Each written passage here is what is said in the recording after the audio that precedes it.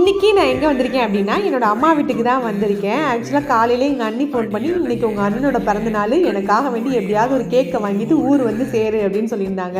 உங்கள் அண்ணனுக்கு தெரியாமல் சர்ப்ரைஸாக பண்ண போகிறேன் அப்படின்னு சொல்லியிருந்தாங்க. சரி ஓகே, இன்றைக்கி என்ன சாப்பாடு அப்படின்னு கேட்டேன். பிரியாணி தான், அதுவும் மட்டன் பிரியாணின்னு சொல்லியிருந்தாங்க. சரி ஓகே, சோறு கண்ட இடம் சொர்க்கம் அப்படின்னு சொல்லிட்டு காலையிலே கிளம்பி ஒரு கேக்கை ஒன்று வாங்கிட்டு அப்படியே எங்கள் வீட்டுக்கு கிளம்பி போயிட்டேன். எங்கள் ஊருக்கு போனதுன்னா மகிழ கையிலேயே பிடிக்க முடியாது, ஏன்னா எங்கள் அண்ணன் பசங்க இருப்பாங்க இங்கே. ஒரு பொண்ணு ஒரு பையன், அவங்கள பார்த்தானா மகிழுக்கு அப்படியே ஒரே கிளுகிளுப்பாக இருப்பாப்புல, ஒரே விளையாட்டு. நானுமே அங்கே போனேன்னா அவங்களோட விளையாண்டுட்டே இருப்பேன், ஜாலியாக இருக்கும். பாருங்கள், சமையல் தடபுடலாம் முடிஞ்சிருச்சு. பிரியாணி, மட்டன் பிரியாணி வெளியே பண்ணி தம் போட்டாச்சு. உள்ள 65 வந்து பொரிச்சிட்ருக்காங்க. அதுக்கப்புறம் மீன் வேறு வாங்கி அதை வேறு ஃப்ரை பண்ணிகிட்டு இருந்தாங்க. அதுக்கப்புறம் சிக்கனில் கொஞ்சம் கிரேவி மாதிரி பண்ணியிருந்தாங்க. அதுக்கப்புறம் முட்டை வேறு அவிச்சிருந்தாங்க. இவ்வளோ ஸ்பெஷல் இருந்துச்சு. நான் வந்து என்ன கேக் வாங்கிட்டு போயிருந்தேன், கேக் செலிப்ரேஷன் எப்படி நடந்துச்சு, இதெல்லாம் நான் வந்து நெக்ஸ்ட் வீடியோவில் அப்லோட் பண்ணுறேன்.